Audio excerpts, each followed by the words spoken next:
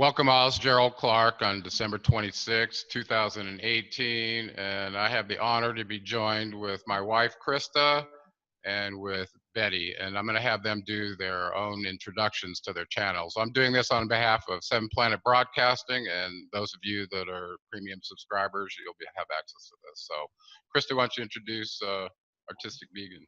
Sure, I'm Christa Clark with artisticvegan.com, and you can find out all the information there. Oh, go ahead, Betty. Tell us about you. I'm Betty Steele, and I'm from Astrology with Betty, astrologywithbetty.com. I'm a psychic astrologer, and you can find me at astrologywithbetty.com. Okay. I know some of you know that we've connected before with Betty. What I want to say today is we're doing something a little different because we all cross paths on this particular crazy work we call structural integration. And for those of you that don't know what it is, it has to do with aligning your body, relating your body to the gravity field. And we're not talking about posturing, are we, Betty? No. Okay. So with that said, we're going to kind of have Betty talk about, she recently went through and had what's called a standard Rolf 10 series. This is the introduction to the work. It doesn't stop there, but for most people, a Rolf 10 series of structural integration using the Ida Rolf method, and I think maybe you experienced that, right? Yes. Did you? Okay. Using that method, most people initially are very surprised to find that there's this concept of gravity and you can actually feel it through your body. And ultimately, as the end result, the practitioner stirs up the client just enough, assuming that the body is a malleable plastic, which it is, just enough, it connects with the gravity field, then gravity from that point on, and it could be a lifetime. Some people never get another 10 series. They only need one. It depends on the degree of things that have happened to your body and how far along you are and how many lumps on top of lumps you have. But the end result is gravity is a therapist. So the structural integrator is really a facilitator to finding that relationship with gravity. So that's what we're going to talk about today. It's a profound experience. You cannot explain it to somebody. Betty's going to explain it to us today. So why don't you give us an intro, how you got on this path, and then the involvement with the Gravity Body Academy and how this led to what you're doing. All right. Well, thank you. It's so great to be with you guys. And well, how I got on this path, it's been just an incredible journey. I started doing the Kundalini yoga, and then I got Anana in my head. I got that message, which led me to find you, Gerald. And that's when I found your videos. And that's when I was able, when we connected the first time. And then Christa and I became friendly and close, and we started doing videos and talking. And then through you guys, I was introduced to the structural integration, to the Rolfing. And so, of course, I respect and admire both of you, so I paid a lot of attention to it and started researching it. And then what happened was... Can I ask something real quick? Wasn't there a change in your diet between you getting the structure work? So you were messing around with your diet a little bit, weren't you? Yes, well, I definitely stopped drinking alcohol. Once in a while I'll have a glass of wine, but not like I used to drink. I also, I'm off of chicken. I used to eat chicken, and I do eat some fish still. Like yesterday I had some shrimp, but I've been more drawn to just like, and actually too, I'm not even eating a lot. A lot of times I'm not even hungry. It's weird. Like I feel like I eat a lot of carrots and hummus and stuff like that, and veggie burgers. But so yes, so there's definitely been a difference in my appetites on a lot of levels. Okay. And did that come from you interacting with Christa and what she's doing, or because I'm trying to set up for what happened to you before versus what happened with the structure work, because I think one led to the other, but it's hard to distinguish those when you're in that process. Yeah, I don't know. I guess, I mean, absolutely, Christa's an amazing influence, and all of her wonderful, being exposed to her recipes definitely is an inspiration. It gives me ideas of what to do, so that definitely helped. But I don't know, this journey started, I did the Kundalini yoga. Well, I'll share a little bit. I was in a relationship for a very long time, and it ended recently, a couple of months ago, and that's when I started doing the structural integration. But I believe that it started ending kind of when I did the Kundalini yoga, and my vibration started to raise, and I just started to see things differently and feel differently, and so you feel then like you had a consciousness shift as a result of the Kundalini yoga? Absolutely. Absolutely, I did. And I started getting messages and downloads, and my work is improved when I do readings. It's off the charts. It's different than it ever was. I mean, it was always good, but now, I mean, I'm even like seeing ghosts and seeing things and hearing, it's getting crazy, and I don't think much about it. I allow it to happen, and I get out of my own way. I just speak. I used to say to myself, you can't say that to people, and I just say whatever comes in now. I get out of the way. I feel like this is bigger than me, and I just let it happen instead of my ego being involved. So with the structural integration, this has really, there was a really cathartic event that happened, which kind of lined up with some personal things that were happening in my life. And it took me to like a moment of surrender.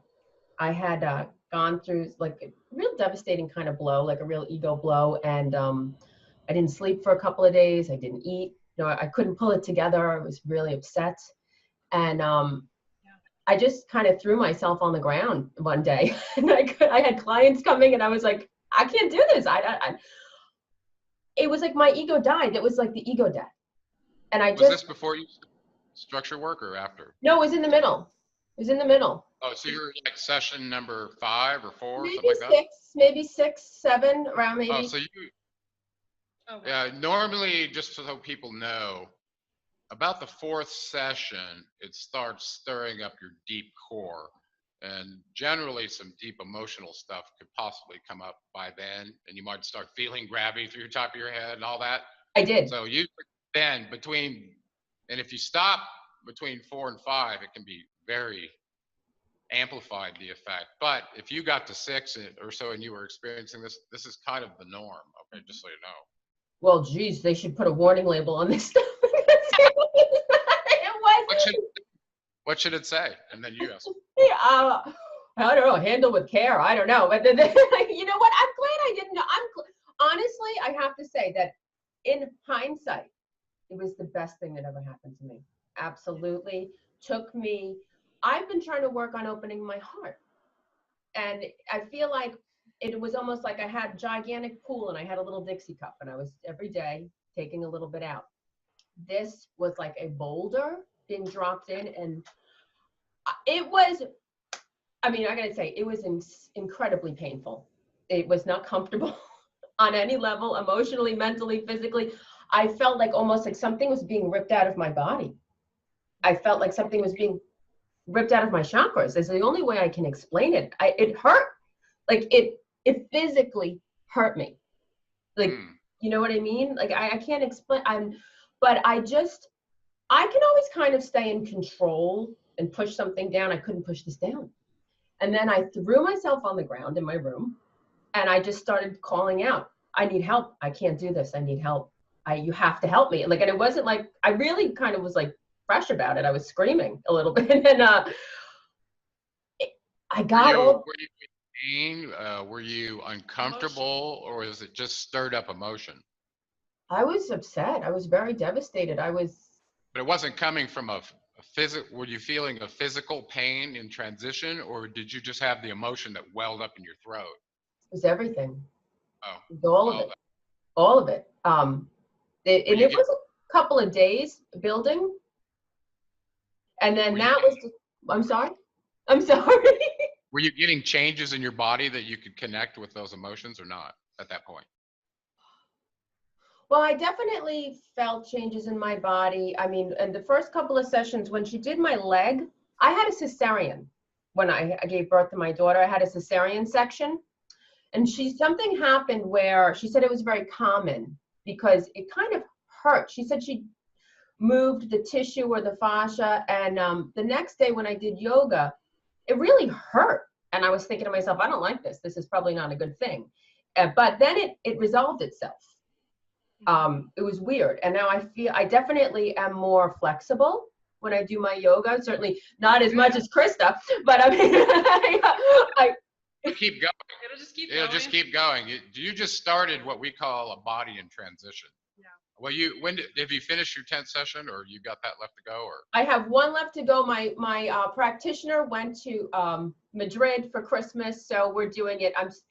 Yeah, I know. I was like, so I'm going to do my next one. My final one is January 2nd. So you mentioned that your practitioner is a woman. Yes. Does she look like Ida Rolf? I'm just curious. No. no, I don't think so. She was one of yours, wasn't she? Didn't she come to Astrology with Betty? And isn't that how you guys connected? It was so divine. Yes, absolutely. She came as a client. I did a class, and she was a student, and then she came for a reading, and we started to speak, and I knew she did it, but it was weird because it kind of fell out of my head. And then I was researching practitioners. I don't know why I didn't think of her. And then all of a sudden, one day, it hit me like a train, and I was like, why don't I call Christina? And then she's in my town. Like, it's how convenient. Wow. I know, it's 3 minutes. It's like 3 minutes to go there. And so I go every Wednesday morning. I've been going every Wednesday morning, and you're going once a week. Yes. You're not doing the twice a week fast path thing. No, and I'm glad I did it. There are those that do that, but it's depending on how you integrate. The standard is one a week to allow time to integrate, but a lot of people do it faster if they can handle it. Well, I think if I did it again, maybe I would do that. But I think this was a little wild. So I think that the weeks in between, and like I said, I'm in a major transition. So it really, I feel I needed the time. I needed the time to digest, and it couldn't have come at a better time. So and when I had that moment of surrender, I got this download. I don't know if I went out of body, because it was very hard for me to understand it, because it was a very raw and fragile moment in my life. So I don't really, it's hard to put into words, but I might have gone out of body a little bit, because I kind of was seeing things and I was feeling things, and I have definitely had amazingly vivid dreams since then, where guides are speaking to me and I'm actually having conversations with them. And the background, I always know when it's a powerful dream, because the background kind of lights up. Like, and it's, I don't know how to explain it, but it's almost like, one time I was in like Sedona-ish area, and I was driving in a car, and the mountains looked like they had fire inside of them. It was like illuminating. And I was speaking with I guess it was a guide or an angel or whatever, and they were just explaining things to me, and I was asking questions. And when I woke up, I was crying, but it was like, I've been crying a lot lately, but it's not like a sad cry. It's a very, like, everything touches me. Like, so my neighbor left some candy on our door for Christmas, and I started crying. Like, I'm so grateful for everything. Yeah. I feel like my heart got blown open. I found that in general, after seeing many, many clients, suddenly there's not only a personality change, but there's an emotional sensitivity that involves all your senses. Your sense of touch, light seems to just really trigger you. Water, especially, certain sounds. You become more sensitive to energy, right? Because your receiver is becoming more sensitive to what's there already. And it just seems like all of a sudden it's amplified. Colors are all brighter. Yes. That happened to me as well. So you mentioned you felt like the chakra change. Do you want to talk about that? Like what it felt like with your chakras, or where you feel like it was, where it began and where you are now? Well, I guess, what I was talking about before, I feel what I think was happening, because what I got in one of the downloads was that I was with this other soul many lifetimes. And there were many, many lifetimes that I would try to save him and help him. And many, many, many lifetimes, I guess he let me down, or it didn't work. And that this was the last lifetime that I said I was going to give it one more try. Wow. And so I got the information that what I was feeling was the cords being disconnected, the pulling away, and the ending of the karma. Right. And, but then also too, I feel my heart more open, because when I tried to do the Kundalini yoga, I would always feel it be stuck, my back, my heart area, like I would feel like it couldn't go past it. And now I feel it. I feel it open. I mean, I know I have more to do, but I feel it coming through. And when I do the yoga, I sometimes I just breathe and my arms move. I'm not even consciously thinking, and I feel like I visualize like my wings coming out. I don't know if that sounds nuts. I don't even know anymore, but I am so on board with following.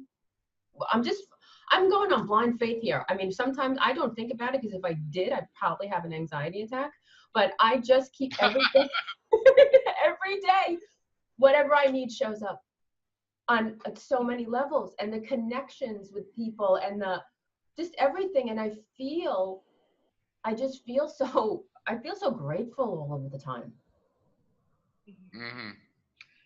And eventually, when this gets a little bit farther along for you, what I found for me was all of a sudden, especially if you become a practitioner and learn how to do this for others, I'd love to. is you suddenly develop a vision that's kind of what we call, I don't know, structural sight. You can see structurally and what the being's relationship to energy is relative to their structure, because structure and energy are completely related. Okay, they're correlated. So you change your body, your receiver antenna, such that it's receiving this energy more, and all of a sudden it's like, hey, has it been there all along? Well, yeah, it has. Oh yeah, so Christa reminded me. So it was so curious to me what this energy change was that was happening to me when it started happening, that the school I went to, the Guild for Structural Integration, that was based out of Boulder, they had you write a graduation paper to talk mostly about your experience with the work. You know, they wanted to know how it affected you, right? And they didn't really pin you down on the topics too much, but I found myself wanting to know, what is this energy change happening? Why am I more sensitive to sound and water, and I feel so empathic and connected to everything? What's going on here, right? And I really wanted to know. And as an engineer, I've always been interested where energy meets matter, where the finite meets the infinite. I've always viewed energy as infinite. It's from the creator, okay? The creator of all. Whatever label you want to put on the creator of all, that's fine. But that infinite force shows up, one of which that we experience that's the strongest is gravity. You know, I mean, how many of us have been affected by gravity in accidents, falling, learning to walk? I mean, it's a real force that you can't ignore it, really. But as we age, we do ignore it for the most part. Yes, but in that equation that I wrote, I found out gravity is a very large part of your experience of human energy. And then, you know, you start talking about yoga, how it's changing your body to be more at ease in the gravity field, right? So you're having a better relationship with gravity. Well, take that to the next step. And that's what structure work does, is it goes right after those areas that are stuck in your body. So you were doing this Kundalini yoga, and you probably got it to a plateau in your energy where your higher self realized you needed the next step. Well, the next step, oftentimes for people in yoga, I had lots of yoga instructors that the next step for them was getting structure work, and some of them was to learn to be a structural integrator, because it kind of coincided with what yoga is about. Oh, totally. There's more to it than that, than just the asanas and an easy posture, but it turns out that's a big part of having your receiver tuned to the point where you can feel gravity, because when you can, that means your energy body is starting to come on, and all the other pieces of it start working. It's a phenomenal thing. And gravity, from that point, if you play this game of keeping your head on top, it'll be the therapist for you for the rest of your life. It'll keep changing, and your body will keep trying to adapt to whatever that force field is that we call gravity. If you there are real lines and planes in the body that know what that is. Absolutely. And I mean, from Christa said, when I heard her say in a video that how she tries to just walk in the straight line. And I do that now, and I do feel I loved that, you know, that example that you gave, because, but I think too it's something you have to experience. It's hard to explain to somebody who. It is. Yeah, you got this funny look on your face. Yeah. I'll tell you what, structural integration is one of those. You can't explain what food tastes like to somebody. try to explain to them what it feels like, where their higher energy self is merging with the physical form, and it's like you're on the freight train to some energy experience that you can't stop. It just keeps going. You know what I did feel? Well, in the beginning, the first couple of times, I felt my third eye open. I felt like, and I felt this before in my life, but it felt like it was just constantly vibrating and constantly opening. So that was one. Well, that's the thing. So that's the thing, you know, with meditation and breathing and all those things, I think you can get your electrical energy body to start working, and it could put, depending on your structure, if you've got a really good structure, I don't care if you've done yoga or not. If you just didn't have any damage and you can align yourself in the lines and planes that are required to feel gravity through the top of your head, and you meditated, I think you can find this universal consciousness energy that's available to everyone. And there's a lot of paths to it, okay? Structural integration is not the only one. But for those of us in the West that didn't even know about yoga until just, 20 years ago, and we didn't even know we had an energy body. It's never been discussed, right? You weren't taught that in school, were you? No. So now all of a sudden, you introduce this crazy concept where you're changing the body and having energetic experiences that are like what you do in yoga, except very accelerated. And it can be more than, if people don't integrate with that changing energies and go and get out of their own way, because it has to do with patterns in your body that you're holding relative to your perception of what's relaxed. We want you to be able to stand on your line and be completely relaxed, not tightening your legs, not your shoulders, not anything in your pelvis. If you can find that, that's the place where gravity is going to have the most effect on you feeling your internal core, which runs straight up and down from the top of your head, out the urogenital triangle through the bowl of your pelvis. That's where the gravity line runs through your body. And when you start feeling that, it will absolutely transform you. Because at that point, you've got a clear line where those chakras. Now, so we were talking about meditation yoga to get to there. They have no idea that some of the things that are going on with their structure could be impeding their energy. What you don't know that you don't know is what usually holds you back too. Because if you knew about it, you'd try to do something. Well, you don't know that you don't know because the fascia that's asleep in your body that's been damaged, probably even since birth, it's under the control of the autonomic nervous system. And you have no control over it. It's like breathing. It's automatic, unless you're doing, Kriya yoga or intentionally playing with your breath. But all of that stuff and I even look at yogis in some of the videos online. They got as far as they got. But if you do what you're doing and you align your antenna, there's no telling how far you can go, okay? Because your body won't be a limitation to the full experience of that energy that's possible. I wanted to ask you, do you think that this kind of wakes up our DNA? And because I feel like it's taken me really far out of my lower nature. Like, I feel like I don't feel addictions as much. And I feel like I feel elevated in a way. And I was wondering about that with the DNA. Well, my teacher used to talk, let's separate the elevated feeling from energy interactions with DNA, okay? Because that elevated feeling you're talking about, one of the examples my teacher used to give was, you see somebody, and he used to give the example of a crooked used car salesman. And he was making a symbolic analogy to the guy actually having a distorted posture that wasn't, that matched the energy. And he said, start noticing that if that isn't the case, because usually what's happening is the experience in the body of their integration with the outside energy and their internal energy, that disparity usually shows up as pain in the body, okay? Musculoskeletal deviations, subluxations, just pain. Structural asymmetries cause pain. Well, that pain comes out in the personality. So they're usually projecting out this pain they're experiencing internally. And so he goes, but now notice somebody who's got an upright posture, who's probably got a different personality to go with that. Which one would you buy a car from? You're more trusting of somebody because of structure and symmetry. And this is what we use to determine beauty, right? We look at something and go, okay, is there planar symmetry on the face and all that? Because they use algorithms to determine this in the beauty industry, right? Well, a lot of this has to do with structural issues. Okay, so structure is function, is energy. So what I'm saying is, if you go change that structure so that it can align in the gravity field, somehow, some way, as those chakras start activating and that energy travels further and is unimpeded, your behavior will change too, and you won't really know why. This is the personality change that Ida Rolf identified. And it'll become more upright. It'll become more coincident with the higher level chakras. And people are going to perceive you as possibly being self-righteous. You know, like, oh, I just encountered her and more. I just felt like I went to church. Right. Something changes. No, seriously, your energy will keep going to the place where you're not attracted to the external things that coincide with lower chakra behavior. I agree. You know what I feel?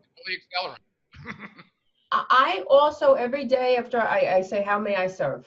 I feel that I'm being called to let go of all this so I can hold space for my clients. And that's what, I love it. It's very exciting. I feel that, you know, the more, what? Oh, we got chilly in here. Oh. You'll be right.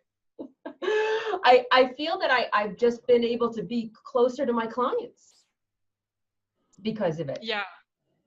Yeah. Now when you had yours, you said that you had a little bit of an anxiety. Was that around the fourth or fifth time too? Was that around the same? Was that like an emotional? Like 8 years ago. It was a lot of years ago. I don't remember exactly which session it was, but it was somewhere along the way in the journey that, yeah, all of a sudden I had like a similar, like, just kind of an anxiety and kind of a, it was 8 years ago, so it's kind of a hard memory now, but it was just a lot of emotion and a lot of unknown feelings and energies, and not really sure how to handle it. And I didn't know if it was my Kundalini awakening or if it was just, you know, some old energetic or pattern that was coming out that caused this change. But yeah, and then years later I did have one of those ego things where I got rid of all my clothes, all my makeup, everything, and anything that was attached to ego. And then slowly you build it back up and you're like, well, you know, you can have part of yourself, but I don't want to get rid of my makeup. No, I don't recommend it. No. I'd have to give it to my daughter. Yeah. So it does though. You do feel the energy change, and yeah. I mean, it makes sense that if you were to raise your energy from a lower level, that you would go from concerns about addictions or different lower things to having it just be more easier as you enter a higher level of energy. So that's awesome. Yeah, I do. I feel the difference. I really feel the difference. So you guys are going to be having a school. You're going to actually physically have people attend. Yeah. So we have the online school, gravitybodyacademy.com, and if you use code GBA Betty, then you save money. Anyhow, so we started that, and that's online. But then if you want a physical presence, then on March 4th, we're actually holding an event here in Mexico. So if you have your passport, come on down, and you can actually spend time with Gerald and I. That would be amazing. I'm really going to put that out to the universe because I would love to come. Oh, we would love to have you. You're definitely invited. VIP. Oh, thank you. That would be fantastic. I had to get a sweat. I got cold. So I heard you talk about the school that we're doing in March, and we probably owe people more details. Yeah, we'll get more. What we ideally like to happen is to see people do the online course first. And if they have somebody that they can do the structure work with and share so they get a reciprocal experience like a partner, then I don't think you don't really need to come and be with us. Unless you want to, okay? If you got the experience hands-on that you needed and you passed the testing, boom, we'll put you on the website and promote you as somebody to go visit, okay? And we get a lot of traffic, so we hopefully can help bring clients together with practitioners. Amazing. Now, so for those that don't, maybe they got involved with watching the videos, they didn't have somebody to work with, or they want to experience, or they got to experience it like you did, but they didn't get to give it and want to be able to do what you experienced, okay? Because we all come a point where you're like, how could I not share this with other people? You'll see. Anyway, so when they get to if they want to do that and they come down for 5 weeks with us, what we'll do is set it up so that you'll be paired up with another practitioner, so you guys will get to do a 10 series with each other. Oh, wow. And receive. I'll have a model that I'm going to put through a 10 series as a demo before you even do that. And you'll have the online course available the whole time you're here. So if you want to go review something, go, oh yeah, I got that now, and take your test, because you can download it and take it online. You can take it online, you can take it on your laptop, whatever, once you have it, okay? Once you complete that, and we know you've got you're qualified, then this is really just a hands-on experience for you to be more comfortable and maybe to see it firsthand with us, ask some questions. And we'll do yoga together and, right. share We'll probably meals take and some stuff. field trips, and things like that. So there'll be some fun mixed in with it too. It's not going to be all. And we live in one of the National Geographic says it's one of the nicest climates in the world. So are you guys going to put on like where to stay, like where to, like different places? Yeah, and we're trying to secure a huge place so that everyone can stay, have their own room and do one big thing if we. And so it'd be fun, like a communal thing. We can have and then if you don't want to, of course, no pressure. Yeah, there's plenty of other places to stay around. It's kind of a tourist area. There's tons of spas, views of the lake and hotels all around the lake. Vacation rentals. So there's short-term housing, which is more expensive. What we're trying to do is put together, like a rental property that's not a hotel, so that we can cover the people that want to have a communal experience. It'll cut down the cost for us too, and them. Right. That's amazing. So I think we're targeting to have 24 people the first time. So if that happens, we'll end up doing 2 a week. And we have our eye on a spot already. Okay. And we'll probably split it up where Monday and Thursday, a set of practitioners will do the work to each other. And then Tuesday and Thursday, the next set will. But there'll be one demo each time by either Christa and I together or one at a time. Yeah. We'll do body readings with client views so that you can see before and after every single time. And we'll have discussions about that too. So it'll be very pragmatic, hands-on, learn how to use all the tools of the trade. And when you're done, you're ready to start your practice as a Gravity Body Academy certified community minister. And what that means is you're not under licensure requirement to go get a permit, and it changes your taxation status as well. Wow. So we do that because right now the pathway is not easy for someone to get into the main structure schools in the United States. And I'm only speaking for the United States right now. The cost is about $22,000. But in order to do that, and we're talking probably 18 to 24 weeks, just to learn a process of 10, plus okay? Travel and board. So you got to travel there, you got to pay for your housing, your food, and all that on top of that, okay? And I think you have to be a massage therapist first. This is a new change. So this was not in place in 2003 when I went to the school, okay? And it's under different management now, okay? The school I went to was kind of a hippie school in Boulder. There weren't lawyers involved with branding and all this other junk, okay? It was just about the work. And anyway, to get into those schools, the prerequisite is you have to be under licensure, meaning you're a licensed massage therapist. They don't take you unless you're a licensed massage therapist first. Okay. Well, you know what that costs to go to a licensed massage therapist school? Average is around $8,000 to $10,000, and you're talking another big chunk of time. So they've made it very hard to get access to this work. So the fact that we made it the first one online, and we're certifying people to circumvent all the red tape that's been put in place. Listen, insurance doesn't accept structural integration, but it accepts massage. Why? That's silly. That's crazy. Yeah. It accepts chiropractic and massage, but not structural integration. Why? Because structural integration is powerful and it changes people. But wouldn't you say it was a great investment, Betty? So yes. far, so good? Yes, I do. I absolutely do. And you know what? When I put it out there, the money came. And also because I know her and what I do, I bartered a little bit with her for some of my services. And a lot of people will do that.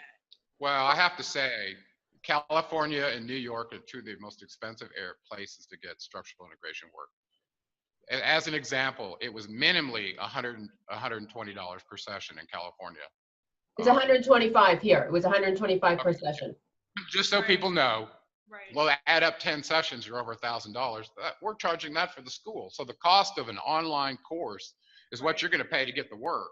So this is ridiculous compared to $8,000 to $10,000 under licensure LMT as a prerequisite. Now add 20. You're talking over $30,000 to get an education as a structural integrator. That's too much. It's Too much. But from you, I feel like you're getting way more because of who you are, your background. You were an engineer, and all this other stuff that you have. I feel like coming from the both of you, it's supercharged even more than it would be from another school. It has to be, Well, just from the consciousness. Well, Christa didn't learn structural integration the standard way either. You want to talk about how you got started with it? Because she's got quite a story too, actually. When we went and got married, then we went and we stayed on my parents' property and we did the work with them and we traded. So we gave them, like, he would do one session and then I would take all the notes and write down everything I saw. And I was in the middle of like my anatomy coloring book. And so I didn't know all the terms. So it's like, he's pulling underneath the shoulder now. And it's however you can convey it. So that's how I conveyed it to me.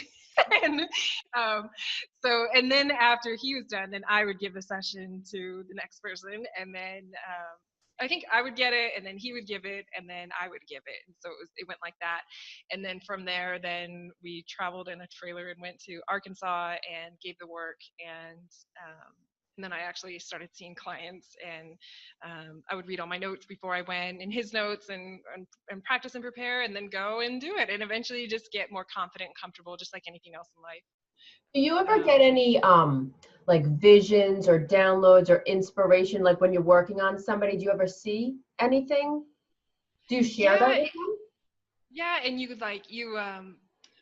not like a hemisync, but it's almost like you sync with that person's energy in a way.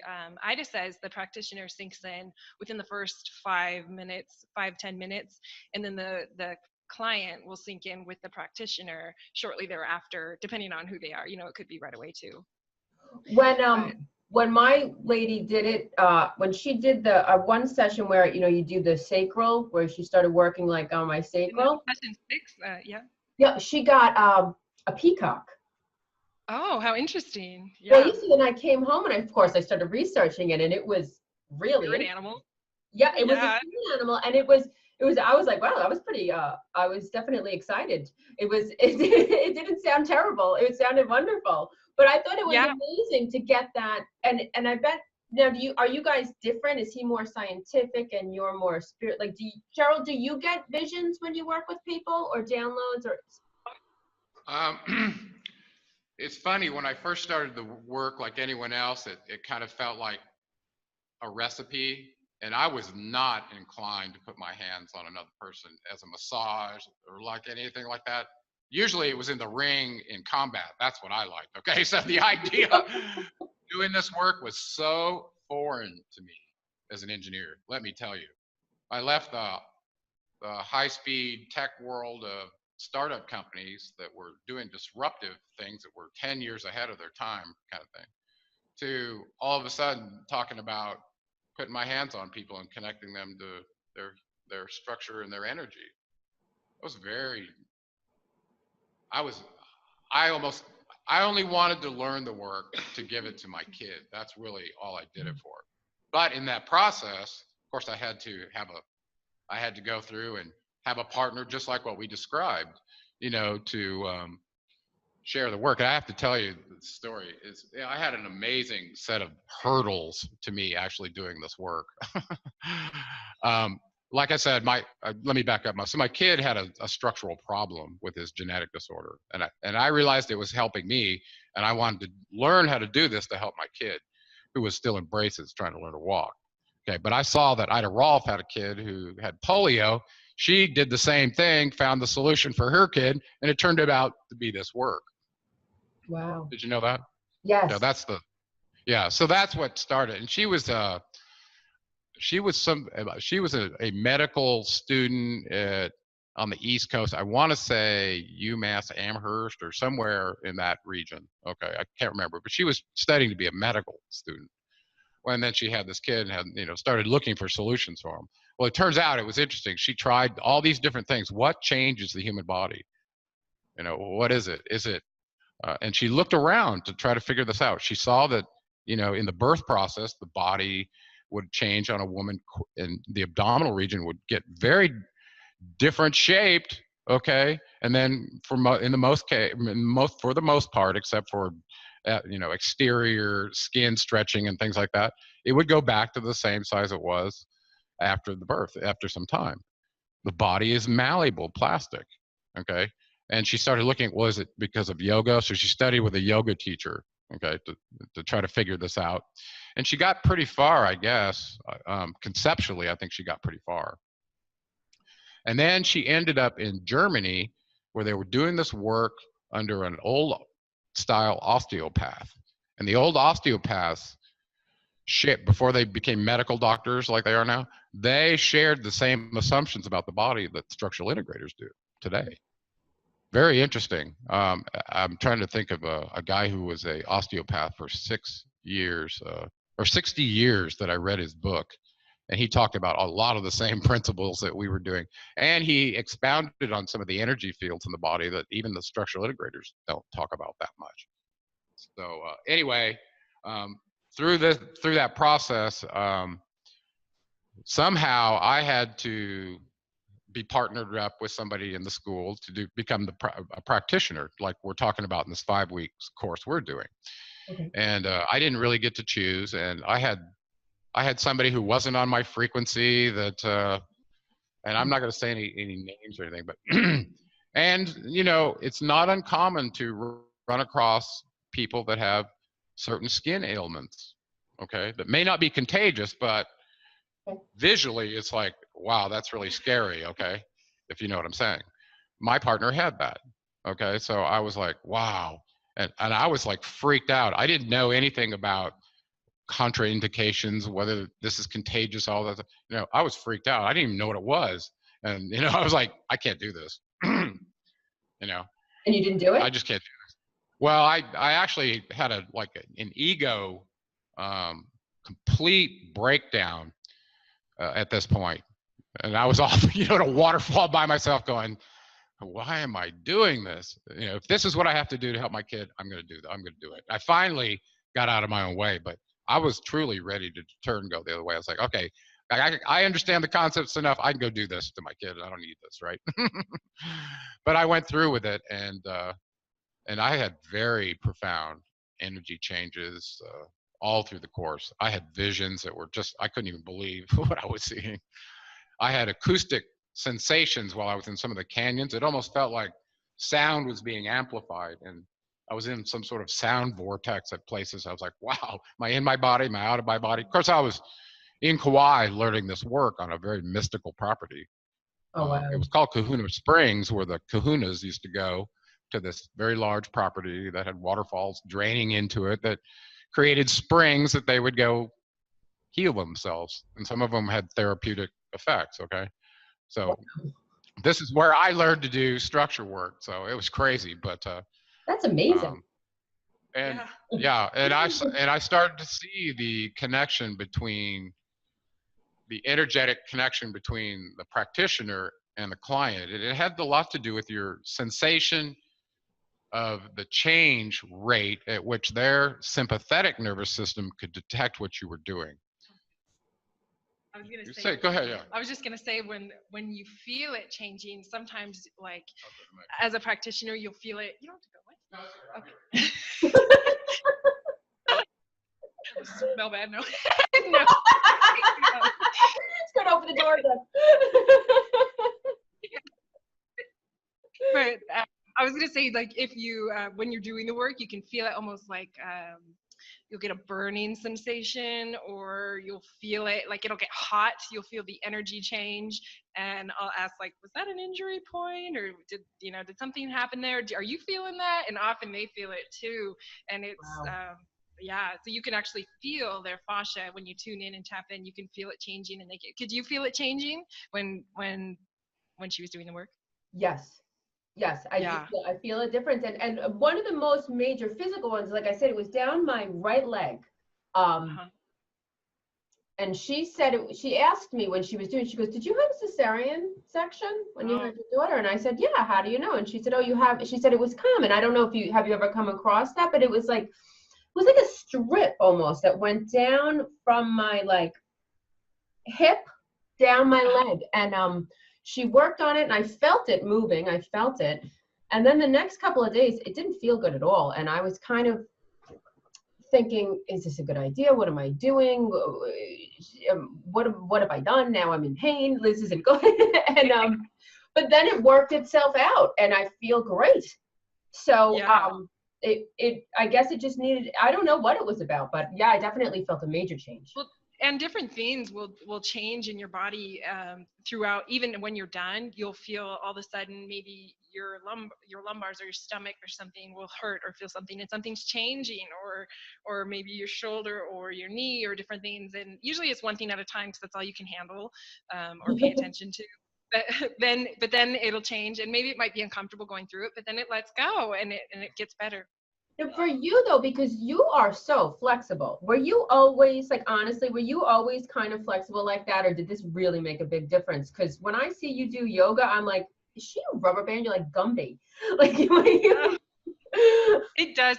It does make a big difference. It does make a big difference because if you're holding behind if your IT band or your hamstrings are stuck in right at your your rotators, and then all of a sudden that becomes loose, or even Ida said if you get more length in your occipits, then your hamstrings become more flexible. Who knew? Yeah, So there's a big mapping in your body on how it's all connected, and it really does make a big difference. I was into like dance and okay, flexibility, Pilates and different things like that for a long time before too, though. okay, yeah.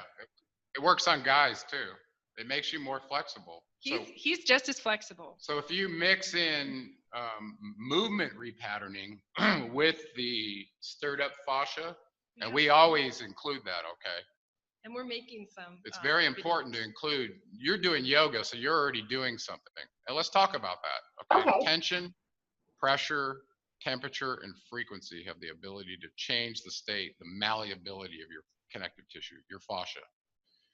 The Rolf practitioner, the structural integrator, uses the elbow, the hand to apply pressure and tension simultaneously, normally.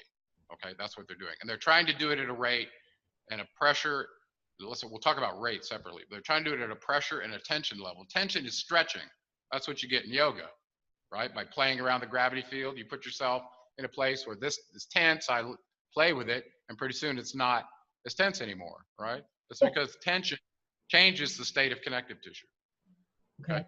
So now you add pressure with that, applied pressure based on the circumference of whatever tool you're using, your whole forearm or the tip of your elbow, your palmar fascia. There's lots of different ways, your knuckles. Okay, there's lots of different tools in the body that we use. We don't use rocks and sticks anymore. They used to. We used to call them samurai rolfers. Serious. You would push well, they would use any implement. Instead of using their hand or their arm, they might use a stick or a rock. Oh.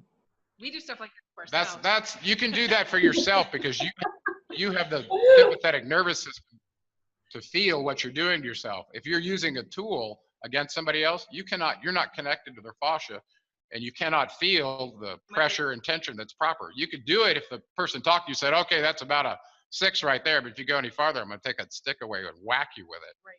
Like that. So it's much better to use your own tools, your body, and we don't encourage using any tools. Well, what about like crystals and their frequency? Would that make a difference? You can use those. Just don't put them in your hand and rub them down somebody's fascia, okay? That would really hurt.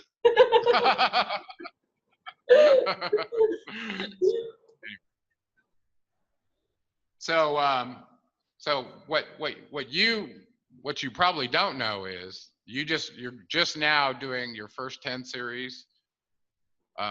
For a year from now, you'll keep getting changes. Oh, wow. And the degree with which you're doing movement repatterning, okay, this is important. Because what happens is when you move, especially slow motion, like Tai Chi or yoga done slowly, when you move slowly, you're moving at a rate that your nervous system can detect the the tension and the pressure at your joints and such, so that it can integrate it. What does that mean? It means to start to relate how you distribute weight through your body to where the gravity field is. And when you find that place, all of a sudden standing is balanced. Any activity can be balanced if you figure out where that place is. So the movement repatterning helps you retrain your sympathetic nervous system to take control of the damaged tissue that got woke up when the structure integrator was putting the tension and the pressure on it with their body, so that you now can play the gravity game. And when gravity realizes through your nervous system that you own that connective tissue, it creates a span. And this can't be described to somebody, a feeling such that you're in control from the back of your head down to the bottom of your foot. So whatever you're doing from your core, which then involves your extrinsic muscles as a secondary response. But your core is now aligned with the gravity field, and everything is easier. So you've now found a relationship where you're not at war with gravity anymore. I feel grounded. I never did before. I honestly can tell you, it was always a struggle for me. I've always been kind of in outer space a bit, and I feel connected. When I go outside, I feel heavier on the ground. And my integrator, my structural integrator, told me she sees the downward. She said she always saw the upward in me, but now, and I feel it. It's incredible. Yeah. It only gets better. Yeah. Now listen, Great. if you have pain in your IT band and it was going down your leg, I want to say that little pains like that are going to show up out of nowhere. Yep. As you adapt to the gravity field, it might show up here, and your body's really clever. Your awareness system through the reticular activating system will only let you be aware of one, maybe two things at once. If it was aware of everything happening simultaneously, it would overwhelm you, your sense that you couldn't handle it. Okay. So what it'll do is it'll bring your awareness to a place that might feel like pain that's going on suddenly that wasn't there before, right? The structural integrator did it to me, right? No, you did. You did it to yourself. You just did it a long time ago. Now it's coming out. So it's going to move around, okay? And there's no reason to chase it, okay? Just keep playing the gravity game. And gravity is the therapist that will find the way for your body to distribute its weight so that that no longer is a tension point, a problem, okay? I was just going to add gravity game. I hear him say, like, play the gravity game a lot, but then maybe you're wondering, what is the gravity game? And so it's some things you can do things he's told me, basically, I'll just convey back, is put your imagine your ear is over your shoulder's in line with your hips in line with your knee, and you're kind of, that's one way to play the gravity game. So instead of maybe when you go to get something out of the cupboard in the kitchen, instead of bending over to get it, then you can keep that line and maybe squat down and keep a straight spine and get it, or play different things like that. Another one is he had you pretend your kneecaps are headlights. And so you want to keep your headlights pointing forward. You don't want them going all over the place. And so you keep you keep your knees pointing forward. Another one is to get rid of this is a hard one for women, but pumps and boots and high heels and all these other things. This is the sort of subsequent. But to go to more of a flat-based shoe, we use Vibrams or Vibrams a lot, and they're not maybe the most fashionable thing in the world. You will get it's a conversation starter. But something where you can come more in contact with the earth to be more grounded, the more barefoot-like footwear you can have. Another thing he was going to say is cushions. So we don't use a couch. Every now and then I will for a video to make me look like I do, but I don't. We don't. I heard you guys say that. I was like, wow, you guys are really, you live it. Well, before we do any more, can I talk about those? Yeah. Each one of those has a reason why we do that. Right. For one thing, turn sideways so they can see your ear relative to your shoulder just for a second. Well, okay. Well, the head weighs about 15 pounds. It weighs almost as much as most people's bowling balls, they go bowling with. So think about that. And it's concentrated in very much the same kind of diameter. So it weighs a lot. And Ida Rolf used to say, I can do all this stuff and change everything below your head, and give you a great structure to stack your head on. But if you let that head come off of the balance point, guess what? Everything that's attached in your head to your shoulder girdle is going to be strained. Okay, so people that sit like this, the back gets very strained, the shoulders go wide, and the scapulas get pulled up and they rotate anterior. Okay, well, that's because of that bowling ball doing what it's doing. So the gravity game for the head is to keep that bowling ball from destroying the structure that you just stacked underneath it to stack it on. Okay, that's number one. What was the second? The vibrams. Let's talk about the knees and the headlights first. If you can walk with your knees pointed forward, assuming your patellas are not glued, okay, aberrated way, that you've had some structure work, what happens is the way your legs fit into your pelvis forms what we call the axis of symmetry, the horizontal axis of symmetry, right through where your leg joins into the pelvis. If your feet are rotating out, everted or inverted, you're straining that joint in your pelvis. We call it the os coxa. That's half your pelvis, okay? Or what is it? The glenoid fossa is up in here, but I can't remember what the name is right now. But anyway, that joint is a ball joint, okay, where your leg fits into your pelvis. And if there's any deviation in there at all, and they're not horizontal, one's higher than the other because of a rotation in your knee that's collapsing on the other side, generally people's bones are not different lengths. Even though they go, look, I got one leg longer than the other one. Well, it's usually because of a rotation. Okay. It's the feet. And so whatever happens to the feet is going to travel up to the knee, is going to travel all the way up to where your leg connects in your pelvis. Okay? It's just a known fact. It's just how gravity works in your body. And when you distribute things, it's like a pile of stacked rocks, right? Suppose you took 7 rocks and stacked them up in, and they're different sizes or whatever, and maybe different shapes. So you got to balance them. We got a fly visiting us here. And we treat the body like this, okay? If you mess around with a rock anywhere down below in that stack, you've got to alter this where they're stacked on top of it because the gravity point changed. Otherwise, the rocks will fall over, right? Your body is very much like that. And your head is the last rock on top of that stack, okay? So it's very important that it's used as a reference point for what's vertical. And speaking of that, there are sensors, Christa mentioned, in your occipits in the back of your head that detect the center of gravity in the bowl of your pelvis while you're standing, okay? And the reason it does that is because that's where that core line, where gravity comes through the top of your head and goes through the urogenital triangle of your pelvis, that's where it detects it. So it's using the topmost point of your bridge of your body, which is shaped like a bridge with rubber bands and popsicle sticks, holding it up. So the top of it is up here, and then the bottom is sensing down in your pelvis. Well, why does it do that? It does that in order to establish a frame of reference to orient the rest of your body relative to that, especially the knees and the elbow. All right, just whenever you're ready. I'm ready. Okay, so we were talking about the connection between the proprioceptors on the back of your occipits, which is the back of your head, with your knees and your elbows.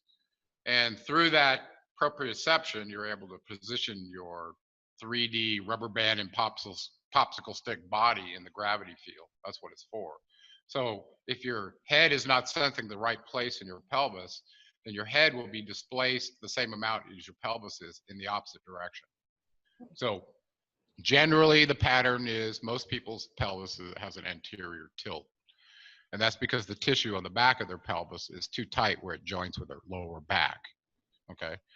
And because of that, the head generally tilts slightly backward to compensate for that forward tilt. And you'll see that if you ask somebody to look at what's level, they'll do it, but they'll have this strange shape. They won't have length in the back of their neck because of that, okay? That's what causes that. So anyway, the whole system, your visual system in connection with your proprioceptive and your sensors and your elbows and knees work with your connective tissue, your fascia, and your fascia communicates over your whole body in order to allow your structure to orient itself in 3D space. So when you're doing yoga and all that kind of stuff, think about all that stuff being involved. Your sense of balance comes from your connection in your pelvis through the back of your head. So when you're doing yoga, play with that sometimes. And the other So we went to the trochanters and talked about your axis of symmetry relative to the structure. Then she talked about the feet. We generally like to see people find their arches with their feet, and you have 3 arches in your feet, and your feet are designed to work without shoes. You weren't born with shoes on, okay? But if you're wearing a shoe that's changing your arch shape or filling in an arch artificially, then your arches aren't working correctly. And the arches are like leaf springs on the car, except they're upside down. And they are formed to distribute the weight from your body down through your feet, which should feel like a bag of bones when they're correctly structured, by the way. The feet should not be stiff at all. And that means when the bag of bones is relaxed and you're not moving, you don't really need the distribution of the arch per se, and it'll flatten out. When you pick your foot up and plop it back down on the ground like she does in the video while she's walking, she's letting her arch form, distribute the weight, and then gradually it shifts over to the other foot. Okay, and if that's done in a balanced way, then the pelvis will be moving almost in a figure 8, as we show from the back, as the sacroiliac joint should be free and mobile. And ultimately, what we're after is a free and mobile pelvis, so that gravity point in the pelvis that's being sensed by the proprioceptors is in the right place, and it's always adapting to the ground plane through your feet as you move around. And if you can sense that correctly, you can be a very balanced athlete at pretty much any sport. Okay, so structural integration is very powerful for people that want to go to the next level in their physical performance as well. And actually, that's how it started. This end result of your energy change, your personality, all that stuff was treated as side effects for a long time of the work, and they didn't talk about that much.